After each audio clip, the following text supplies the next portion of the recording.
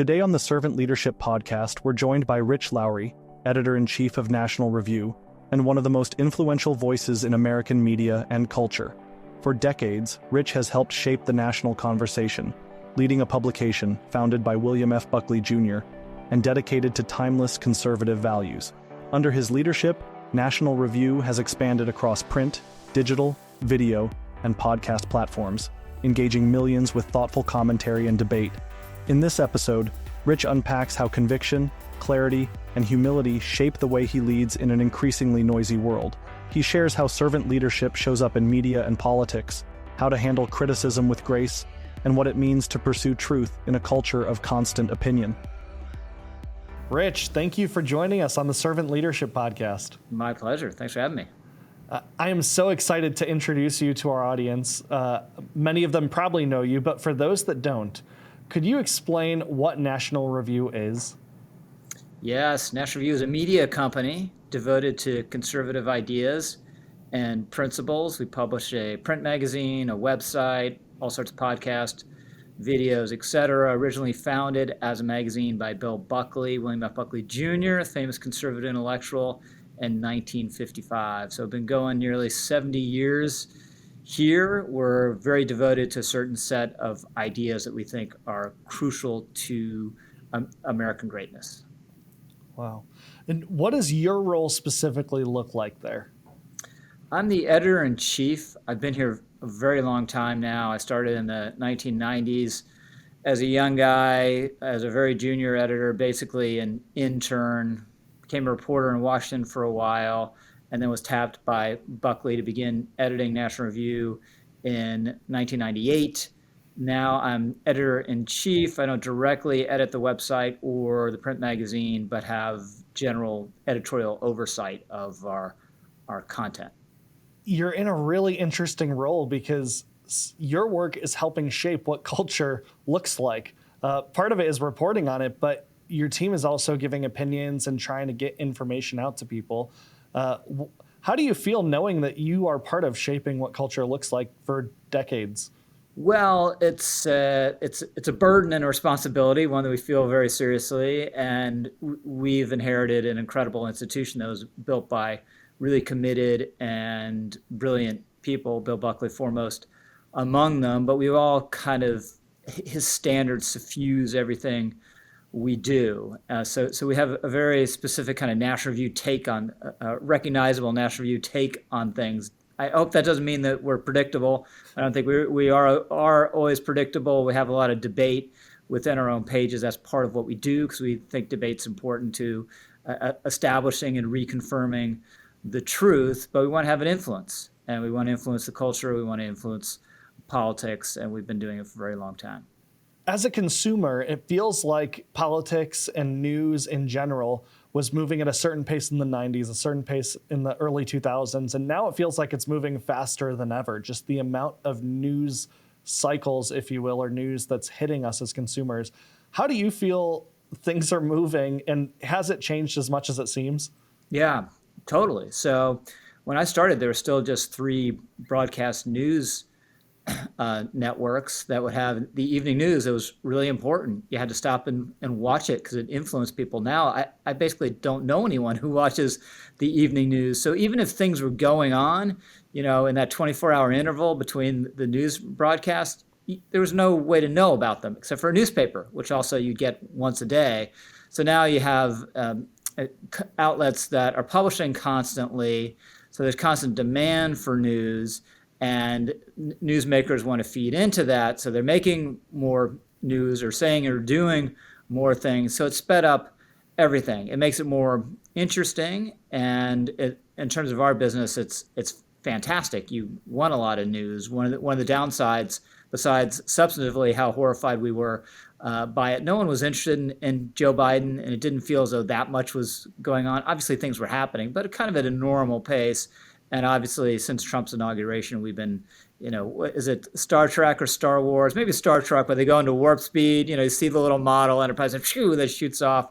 We're in warp speed. How much content is actually being created by your team? A lot. I don't know how to specify that, but we publish dozens of pieces on the website every day. We have a print magazine that used to come out once every 2 weeks, fortnightly as it's called. About a year or so ago, we went monthly with the print magazine. So it could be a little higher level and not try to keep up with the news so much because there are so many other outlets for that. And then we have several podcasts. I host two of them, one of which is called The Editors, which is basically a panel discussion show with our top writers, and we're also on YouTube publishing videos constantly. So it's a great maw of different sort of forms of content, obviously, that you can publish and promote these days, and we're in all of them. We talk a lot on this podcast about leadership and servant leadership, and it's interesting because you, for the last multiple decades, have had just a firsthand view of looking at some of the world's greatest leaders and some of the world's not greatest leaders. A little more of the latter, yeah.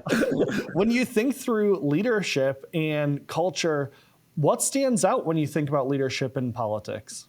Well, it's tricky, right? Because everyone who's running for office, it's an unnatural act, right? It's not something you do unless you're really motivated to do it. And human nature being what it is, part of the motivation is going to be, I want to be famous, I want to be influential, I want to be recognized. That's part of human nature. And almost everyone feels that to a certain respect, even if they're not running for office, right? What's one of the worst things that can happen to you? Being disrespected, right? So prestige and respect, they matter to all of us, but politicians more so. That's kind of baked into the cake. And that ambition's good because otherwise no one would do it, right?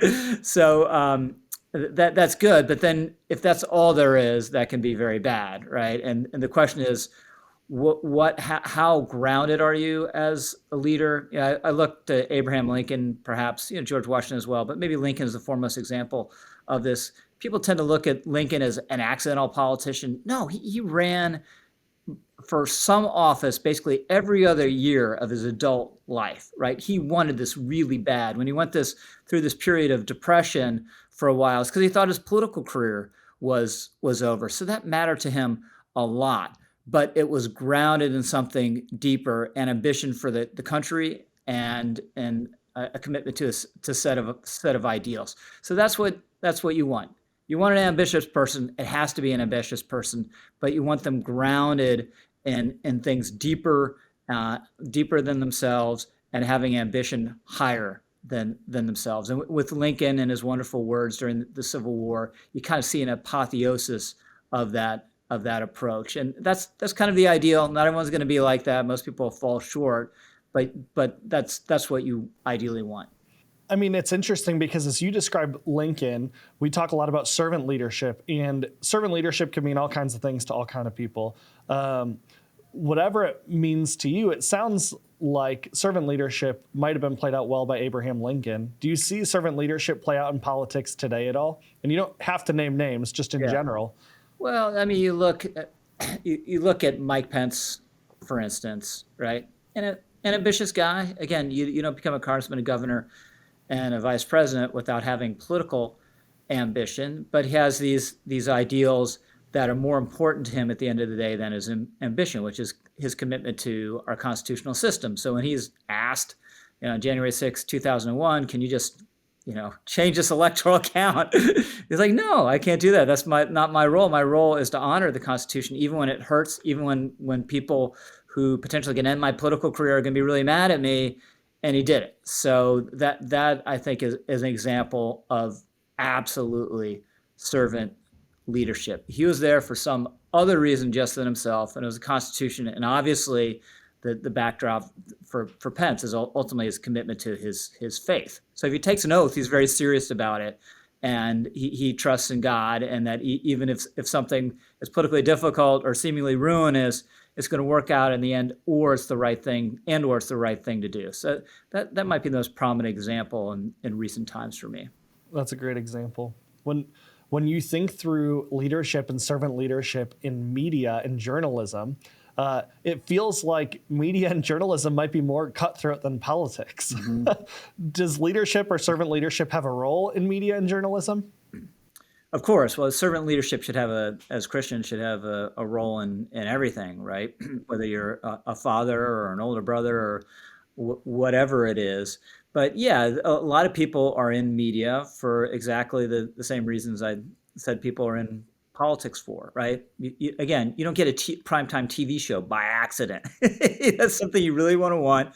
You like your name in lights. Again, this is natural. The great British journalist Malcolm Muggeridge, who wrote a wonderful memoir of his time as a journalist called Chronicles of a Wasted Time, he wrote about how when he's got his first byline in a newspaper, and this is a long time ago. He's kind of saw the raw copy. He just kind of he rubbed his finger across his name. He could sort of feel the raised type, and that was really meaningful. Malcolm Muggeridge, my name is out there now. So again, we all feel that it's natural, but do you feel are the things more important to you than that, or ground that natural ambition? Just as in politics, that's the question in media and in all other aspects of our lives. You've had some amazing opportunities to interview and study some of the world's most prominent and recognized leaders. When you're talking to them, are you learning from them, or have you already studied so much and you're just there to really ask the questions that you think people want to hear responses to? Yeah, most instances, unless you're doing a really deep profile, you're asking people questions that are in the news and to generate news. So during the George W. Bush administration, we were part of a number of Oval Office meetings or briefings. You want to come out of there with something that is going to generate headlines, just because you're in the news business, and if it generates headlines, it's inherently news, and people being interested in what you're doing as part of journalism is inherently good. So that's usually what you're looking for, and unless you developed a friendship, or again you're doing some really deep profile, the sort I usually don't do, you're not getting so much into what makes them tick, or getting things that are lessons that are going to affect your own life.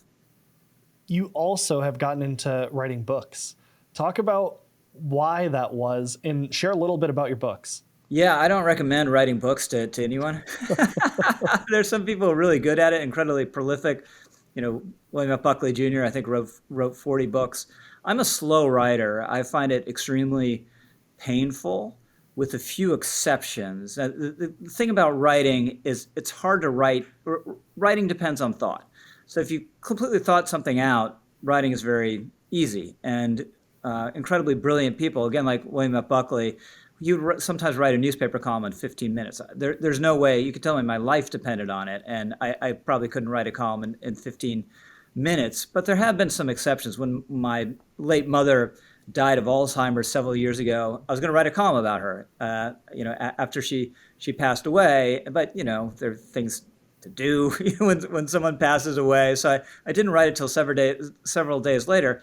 But I thought about it a lot. So I sat down. I remember it was a little step in a bedroom in a house where I was, and I wrote it in 15 minutes because it's all there. Most of it's not there, and you're sort of figuring out as you go. So writing a column can be painful, but writing a book, which is 50,000, 100,000 words, and just a grinding task. The advantage of a column, there's a deadline. You got to do it by that deadline, so you do it by the deadline. A book, yes, there's a deadline, but it's not like you need to file 600 words every day to get to this deadline. It's you need to file these 100,000 words a year from now. So there's always procrastination. You're always behind your deadline. If you're like me and you have a lot else going on in terms of your career, it's difficult to make time. So it's a painful process, but it's a gratifying one. And you can make a big statement in a book in a way you can't with a column. But it's not a task undertaken lightly. As Churchill, I'm going to butcher the quote. There's a famous quote. Every book project starts as the easiest thing in the world, and by the end is recognized as totally impossible, right? And that's how I've experienced my books. So you've written a lot about American values, cultural change. When you think through today, some people are thinking the world is ending. Some people are thinking that there's tons of hope. what are you seeing on either side where you feel like things are going really good or we need to look out? I mean, it's both. It's always both, right? We're in this fallen world, but there's always cause for hope. I've been listening to a podcast about the year 1000, in Britain, and there's a lot of hope. Some people thought it was the millennium and Christ was going to return, but other people point out we got these Vikings in here and it doesn't look good. So it's both. It's always both. So what's been most discouraging, just in general, in terms of national review's trajectory as well, is on the culture. We've lost so much ground, right? We totally lost on what Bill Buckley really quaintly now called the Playboy philosophy, which has created this massive industry of smut that's incredibly lucrative and no one's ever going to do anything about. We won on Roe, and number of abortions has declined in some places, but that is going to be, now we got another 30-year effort to try to convince people that abortion is wrong and should be more restricted than it is now. We've had debates. One, I think we're winning now on trans issues, that if we just said 10 years ago, we were sitting here and I said, oh, we're going to have a debate over whether boys can compete in girls' sports, you say you're crazy, right? That's national suicide, right? Everything, we've totally descended, into a ring of hell if that's what we're doing. But we are. Now we're actually winning that debate, which is good. So the culture has been distressing, and the fact that every elite institution basically in the culture, they've always been kind of against conservatives and conservative values, but more so now than ever, although I think we're making some progress there. Now, the upside is, if you're an American, we're still incredibly rich, we're still incredibly powerful, we still have American people are still extraordinary. Civil society, it's weaker than it was, but it's still incredibly strong in a lot of important respects. And we're making progress on a number of these issues. A lot of them thanks to Donald Trump and how aggressive his administration has been on this front. But my attitude, is no battle is won, no battles totally lost. You just have to keep fighting, keep standing up for the truth, and that's the ultimate advantage we have, is the truth. And the truth doesn't win out naturally in and of itself. People have to fight for it. But if you're fighting for it and fighting for it compellingly, I think that there's a natural instinct people to rally to it and recognize it. In this pursuit of truth, you have people, especially on both sides of the political aisles, who feel like they're pursuing truth. And from your standpoint as reporters and media people, journalists, you're coming in and trying to extract truth and then share it with people. How do you do that well without letting preconceived notions or biases come in? And is that hard to do? Well, we're different because we have preconceived biases, and that's the name of our game. That's part of what we do, right? So we're not being fair-minded in that sense, that we need to write an AP story the way the AP never does it, by the way, but write a AP story. This is point A, and this is point B, and this is what the people defending point A say about point B, and this is what point B said. We don't do that kind of wire copy. We do some news stories, but we're an advocacy organization at the end of the day. Now, where what you're getting at comes in for us is, one, we want to be factual, and there's some facts that are going to hurt. They're not going to be favorable to your case. You need to acknowledge them, not deny them, not distort them, and also always give the best side. A lot of what we do is just arguing with the other side, but argue with the best arguments from the best points from the other side. Don't create straw men. Don't come up with things they're not saying because they're easier to attack. Engage with their best people and their best arguments, and you should be confident in doing that if you actually think that ultimately you're grounded in the truth, and we do have that confidence. It must be hard to share your perspective when things are clearly not right, and I see all the time articles and news pieces coming out from your team where you are acknowledging really tough circumstances of things that probably you hoped went better. How do you keep morale high on a team when people are having to write things where they realize, oh man, this is just not going to go over well? Yeah, so we're kind of a different organization in some respects. Maybe that's been a theme of everything I've said, but the people here, it's not like they're sitting in cubicles and that they're here to earn a salary and work 9 to 5 and are looking to do the next thing. They're all here because they deeply believe in the mission. So even when things are depressing or seem to be going the wrong way, it's encouraging to be among like-minded people and encouraging to be putting your shoulder to the wheel in a way that you hope is going to make some difference, a little bit of difference, whatever it is. So you're fighting, you're engaged. So it's better when things are going better, obviously, but it's not as though everyone's ready to quit when the wind is against us. And again, when you're an institution that's been around 70 years, the wind oftentimes has been against you, and you have that institutional memory of experiencing that and enduring it. National Review and you personally have come under a lot of fire just throughout decades, as any organization would that's in public limelight. How do you deal with failure or unexpected challenges or people just coming at you so hard? Well, when you fail, and when you make a mistake or an error, you acknowledge it. That's the formula we've always had. We had a writer really messed up the Covington case, that the controversy over the protests on the steps of the Lincoln Memorial, and as soon as we realized it, took it down, explained, apologized. I did like a Facebook chat, come at me, any questions, criticism you have of that. I did calls with people.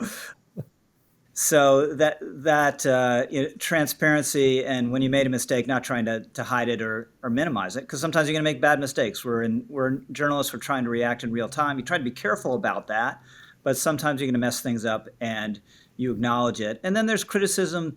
You welcome. Usually, when the left is calling us names, it's great. No, bring it on. Now, criticism from our own side, people on the right, is inherently more painful, but that is also, there are a lot of divisions on the right now. It's very contested. What is conservatism? Has conservatism succeeded or failed, or how can it succeed in the future? These are all legitimate debates, and we prefer that there weren't arrows flying internally within the right. But it's always been the case over the last 100 years. There are on a certain level, maybe more so now than before. And we prefer if people weren't calling us names that we consider friends or semi-friends, but that's part of the business. So personally, I don't particularly like criticism. No one does. But my attitude is I write so harshly about so many things and so many people, every other day, that I should be able to put up with some of it myself. And inevitably I do, whether I like it or not. We have all these people listening who I'm guessing want to make a change or make a difference, whether it be in their local communities, maybe it's national communities, maybe it's globally, whatever it is. Everyone has some level of influence. When you are writing, and obviously you have influence because you have millions of people who follow and read your content, right? So that's a little bit different. But how do you encourage other people to get into making a difference in their community or nationally or around the world? Yeah, well, first of all, you're going to make the most difference in your community, right? That's where you can have the most direct impact. That's where more real people are going to be affected in real ways by what you say, or more importantly, what you do. And as you sort of extend out, it gets harder, in terms of the nation, in terms of the globe. So what I write about the latest national controversy is not going to feed anyone, right? It's not going to rehabilitate housing or help people recover from addiction.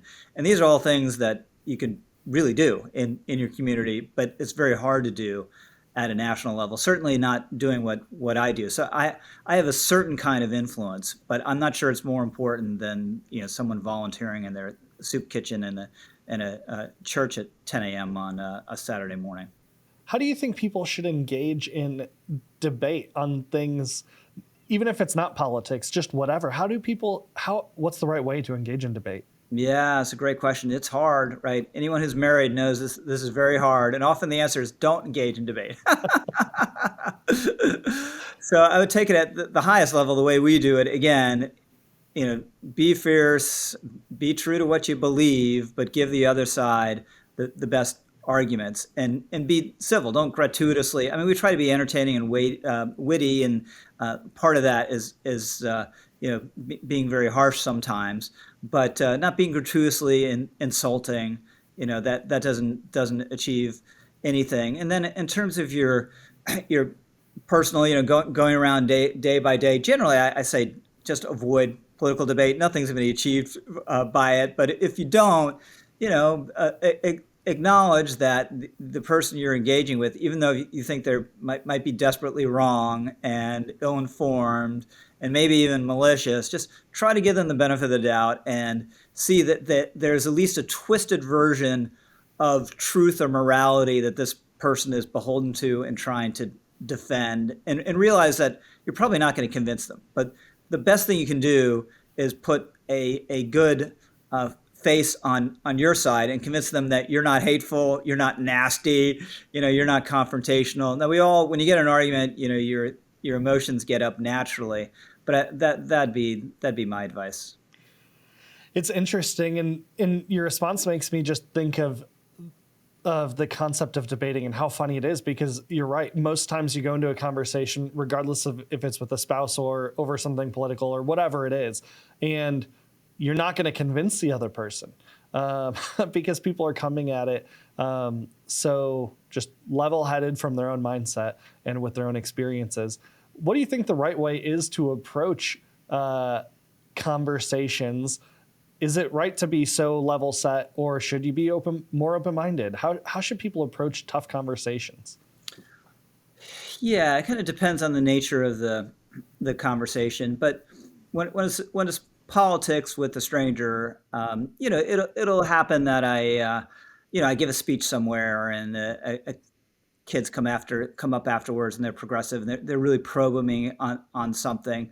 But just being open, not get personally, not taking any of it personally, and listening. I mean, that's I think the best mode. Now, none of us necessarily going to achieve that all the time, because again, your emotions get into it. You can feel things personally, but I find generally, again, this goes back to partly being a married man. When you get angry, you're probably in the wrong. So that's a good sign. If something hurts you and you're like, they have a good point, that's when you start to raise your voice or start to shut down the other person. So try to take that, as very hard to do in the moment, as a sign. Well, maybe this means I should listen more rather than getting angry and trying to overtalk this person. But again, that's it's easy to give this advice when we're not having an argument, right? But if you started challenging me in ways that offended me, I would not follow my own advice probably right now. But at least it's good advice in the abstract. Thinking back to when you became editor-in-chief, what leadership principles do you wish you would have known now, 20-some years later, leading such a large organization? Yeah, that's a great question. I was 29 years old, so it was terrifying, and I was working for Bill Buckley, this figure I held in awe. So I guess it would have been being a little less daunted, realizing that things that felt like really important in the day to day or the moment really weren't, and it's kind of the direction that you set and you go in that's more important than any other particular little things. Roger Ailes, who's had his flaws, obviously we all know about, but also was in many respects a great leader of Fox News. Always said, don't sweat the small stuff. Don't be around negative people. And I think those are, a lot of the people's negativity drag you down. Those are really important pieces of advice. But I had a lot of sleepless nights that I now realize I should have slept more soundly. It is an interesting concept, because as people are listening to this, in their own regard, they're dealing with all kinds of stress. And everyone handles stress differently. Some of the stuff you're dealing with is so timely when it needs to get out, or when things need to happen. How have you found the ability to deal with stress over all of these years? Yeah, so it's not stressful in the sense that, I just read an article in the Wall Street Journal about this figure skater and when she's trying to do these triple and double axles. That's really stressful, right? You've practiced for years and years and years, and you have this one, 3 minutes in a competition. That's stressful. And the part of what the article was pointing out said they realized it took her a long time to get over making terrible mistakes in all these competitions, and she realized her heart rate was up and she couldn't control it, and she's doing this neurotherapy, I think they call it, to kind of think about that and be able to control it. So it's not stress at that level, nor am I running a nuclear plant, where it's going to be a meltdown if things go wrong. But just over time, I think experience is important. So I've gotten used to things happening quickly and needing to get copy out quickly, such that if it's not happening, and there's more time, I'm a little bored. So you get kind of used to it. But there are things that happen where you got to comment on something really quickly. You might have arguments internally about what you're going to say about it, and you just got to decide. Some people are going to be really unhappy, and there's nothing to do about it. So again, once you've been through that a fair amount, it's less daunting. But it doesn't mean it's not. It isn't kind of stressful. It is stressful in the moment, and there's kind of there's no getting around it. All right, I want to hit you with 10 rapid fire questions, where you just say the first thing that comes to your mind. Okay. Who's the first person you think of when I say servant leadership? Jesus. 5 words that most describe you. Disorganized. Modest, more or less. What's a good way to say? There should be one word of this, but very interested in history, polemical, argumentative. What do we have? Is that like 4? That's good. Yeah. That's Yankee good. fan. Oh, okay. Favorite author or book? Huck Finn, I think, is the greatest American novel, and anything by Mark Twain is incredible. Favorite movie? Blues Brothers. Favorite food? Italian. Pasta. Favorite thing to do in your free time? Read. What is a surprising fact about you? What would people be surprised by? I can really lose my temper more than people might think. All right. Favorite place you've been? The old Yankee Stadium. That would have been cool. Place you want to visit that you have not been before? India. Wow. All right. And finally, what's the best advice you've ever gotten? Probably my dad, just saying. I mean, it's not really stunning advice when you think about it, but always just do your best, And so there is a challenge in that. Make sure you're doing your best, but also, if it doesn't work out, you've done your best. Do your best. Love it. Well, Rich, thank you so much for being on the podcast. We're going to drop a lot of links in for people who want to follow you, but anything that you want to tell people of the best ways to follow you and the work you're doing. Thank you. Yeah, it's very easy. nationalreview.com and the Editor's Podcast. You can find us and me in both of those places. Awesome. Well, thank you for being here, and I'm glad that our audience was able to learn from you today. Awesome. I really enjoyed it. Thank you. Thank you for listening to this episode of the Servant Leadership Podcast. If you enjoyed what you heard, please give it a thumbs up and leave a comment below. Don't forget to subscribe and hit the notification bell to never miss an update. Be sure to check out the servantleadershippodcast.org for more updates and additional bonus content.